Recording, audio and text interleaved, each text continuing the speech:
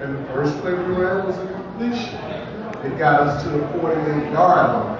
And just cutting some of the rule in between there, it comes down to we're at our 48-yard line. It's 4th down. We need 9 yards for a first down.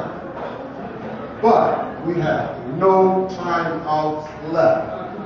Amount of time left on the board is 22 seconds. I'm going to tell you the truth tonight. Go, Frenchie. And you know why? Jack told me to. And what I told him to. I figured if I tell you the truth, I can deny it on Monday anyway. I can say I was drinking and they were drinking too, and no one will believe it. I mean, you know, they're just now realizing that you guys had a hurricane 5 years ago. So I take it that I'm going to tell it and just watch my Facebook this coming, because I know it's going to be easy. Okay, scenario, our last time out. Bradshaw goes to the sideline and confers with Chuck Noll. He comes back to the sideline. Bradshaw comes to the huddle. He says, okay, we're going to run a 66 halfback option. Now, 66 halfback options where I get a chance to come out the back and I have an opportunity. If the linebacker's inside, I go outside. If he's outside, I go inside. If they don't move, I just look up between them. Here's what I'm thinking. I had 14 carries that day. I had 14 yards. I was a game. I said, Frenchie, this is going to save you. You're going to catch the ball. You're going to turn, run to the sideline, develop, or kick the field goal, and the newspaper read, Frenchie makes a crucial catch. Well, didn't exactly happen. So I'm going to walk you through this play. And like I want you, or anyone that you see the replay of the play, to kind of pick it apart and tell me what you think. So when Bradshaw comes back to the huddle, he calls the play. He says, Frenchie, get out of bounds. I say, okay. You line up. 22 seconds to play. The ball is snapped. Bradshaw runs out. I go down the field. I have to go 14, come back 2. So I go down the field. Everything is going perfect. The middle linebacker swoops to his left. Phil Filippiano swoops to the right. I got my hold. The ball, Bradshaw. Pass protection breaks down. Bradshaw's forced out of the pocket. He has to roll to his right almost 15 yards to the other side of the field. I'm over here. One thing that we knew about Bradshaw in those days, if he looked at you, he was going to throw the ball to you. We made eye contact. I caught his blue eye. I knew the ball was coming. As I'm turning, I catch football fans, you know what I'm talking about. The defensive back rocks. He's going with the defensive, with a running back or a wide receiver, and he rocks. You know, take a rock. So I said, I know why he's rocking. He's coming towards me. So I went to my curve, on the corner of my eye. I saw Tina coming. That didn't bother me. Throw the ball, Bradshaw. Throw the ball right now. Didn't happen. He had the duck.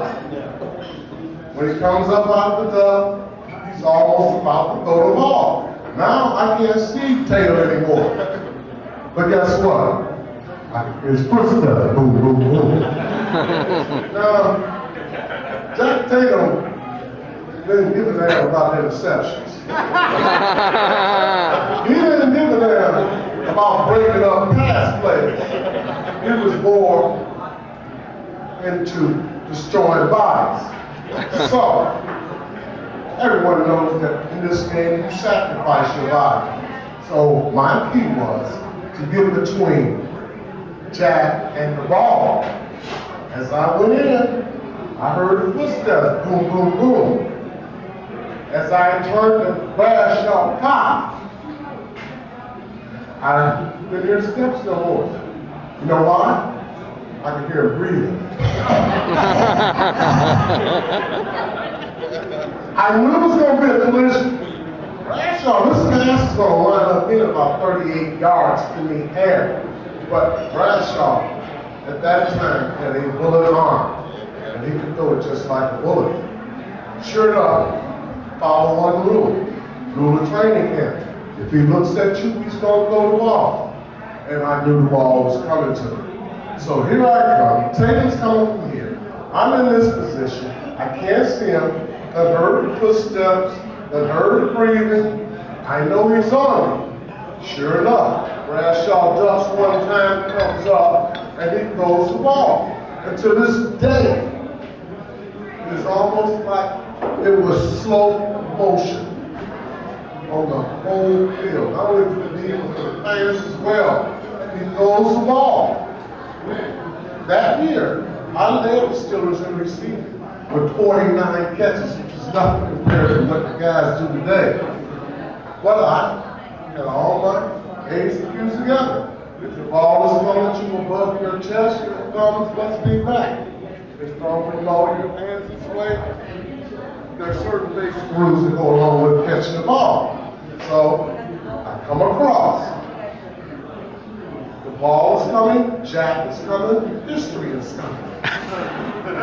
I stretch out for the ball. There's a collision. The ball didn't go 5 yards. The ball didn't go 10 yards. The ball went 22 yards backwards. Franco, in the meantime, who Bill Filipiano says was low-life and trotting down the field, he catches it. He runs down the sideline. I'm on the floor, and this is one of the most amazing things that I remember about that play. Tatum has a smile from ear to ear. Now remember I told you a few minutes ago, it's like slow motion, and he's jumping up and down. I'm laying on the ground, I'm looking at him, and he has a smile, and he's jumping up and down, and between those jumps, the smile turned into a frown. Yeah! I didn't know at that time because I'm facing this way. The Franco is running down the sideline, close to a touchdown with one guy to beat. All of a sudden, Tatum points at me and said, "You touched that ball." And it hit me so hard, I almost said, "Yeah, you're right." Actually, I didn't know what the hell was going on myself. But I got up, and he goes into the end zone.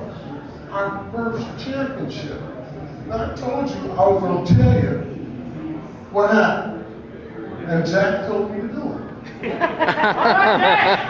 Go Jack! One time. Only did this before, and that was in Mexico. Now listen to this. Just by a show of hands, how many of you here think I touched the ball? Nobody. We know better. How many of you think Tatum touched the ball?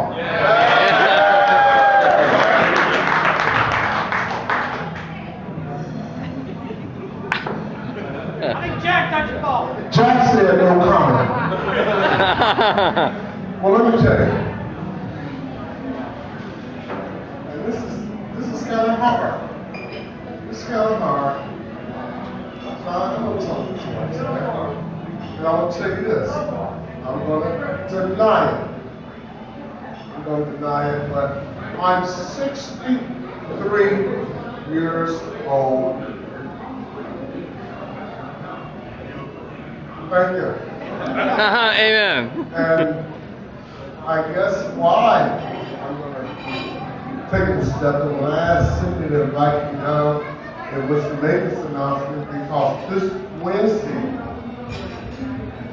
what was our Monday, will be an article in Sports Illustrated. And I want you all to pick it up, read it, and why. It said that I developed something that's over 37 years. I can honestly say one thing, that I've got threats from the league office on that matter. And I said that at the time. Wow. Ladies and gentlemen,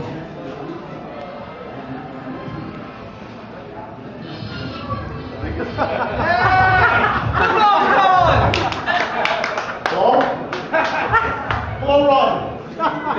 Yeah, ain't nothing wrong. No, I wasn't telling what happened. No, picture, please don't. No, I don't talk sports illustrated. Oh.